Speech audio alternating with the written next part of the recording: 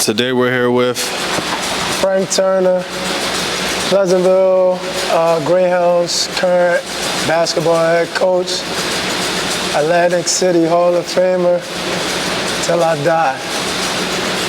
All right. First question, why Pleasantville and how do you feel about the move? Pleasantville is a good opportunity. I honestly think that it's a gold mine here, especially with the gym availability in a sense. I think the Pleasantville Rec is going to turn into something special if we're all able to come together and figure out what's best for these kids and their future. Pleasantville has always been the brother to Atlantic City on the other side of that bridge where, you know, they play with grit. They always have attitude, athletes, and right now they're rebuilding. And I feel like it's a challenge that I want to step up to. Okay. How do you think the people from AC will view you? I'm not really concerned. I think the people who know basketball and where I'm trying to go with things, they understand the importance of me starting my own culture, starting my own career path, and, you know, the people who love me, they'll love me, and whoever has their thoughts about, you know, coming over to Pleasantville, the rival, they're going to have it. I'm not really too concerned about that because my main focus is to build a culture and help these kids see that the world is bigger than this area. Okay. Do you think making this move will affect your legacy? Not at all. I think everybody knows how humble I am, but humbly speaking, wins, losses, ties, whatever, however it goes here, I am who I am. I've done what I've done on and off the court. I've built a legacy definitely on the court in Atlantic City that can't be taken away. And again, I'm here to start the next step of my legacy, which is in coaching and building something special in Pleasantville. I'm hype about it, and I think this is going to be something special. Okay. I see you're big on culture. What type of culture do you plan to bring to Pleasantville? It's a good one. Again, Pleasantville, they got players with grit and attitude. So on the court, we're going to play hard. Defensively, we're going to get after it. I want dogs. I want players who want to work. Hopefully this can turn into a program where, you know, we have basketball players who want to be in the gym 12 months all year round.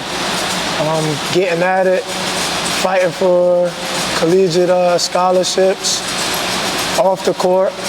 I want, you know, student athletes, kids who want to come here and be effective in the classroom, just as well as on the court. I want players who want to be taught, you know, having respect on and off the court, being good people, growing young men, and who want to learn that life. I want the culture to be here to be special.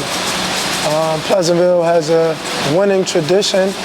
Obviously, people know that the past few years have been rough, but I want to help that legacy get back to what it is. And again, build something truly special on and off the court. So I heard you say it's going to be a little rough. What do you think will be the biggest struggles? I think building the culture.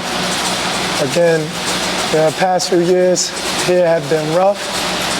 So it'll be a culture shock with, you know, where my mind has gone as a professional basketball player and everything that I've been around and seen. So I think it'll be tough at first building a culture, but, you know, so far we've been 2 weeks in and the kids, they've been locked in. They want to learn.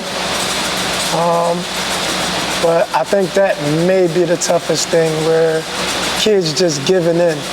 Because, you know, I come from an era where coaches were very, very strict. And that'll be a part of my coaching schemes, but I'm also that coach that's going to put life into the kids. So just as much as I'm a disciplinary and my coaching staff, they'll be disciplinaries. We also want to be able to catch the kids when their head's about to go down because they're not used to that coach being strict on them, and let them know it's all love because we want them to be better. I see you coming in with an all-star staff with Twan Dozier and Jalen Freeman, which is an interesting staff. What's your take on your staff? I like it. Doge, who's an all-time great here at Pleasantville, I think it's a great mixture with him understanding the kids in Pleasantville, because again, it's only a 10-minute trip from Atlantic City to Pleasantville, but our cultures are pretty much different with how we're raised and how we come up differently within each other's cities. Him knowing the kids is going to be helpful because it helps me connect with the kids better. I think his knowledge of basketball is underrated, and I think he's going to be very helpful, especially with my start to my career in high school basketball.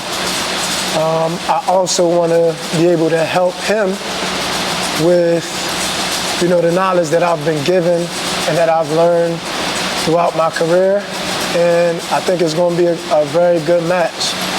Jalen Freeman, who's young, eager to learn, he's energized. The first 2 weeks, he's taught me.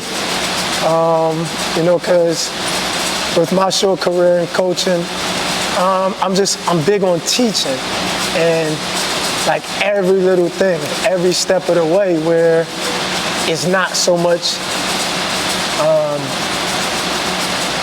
the passion and energy that he brings.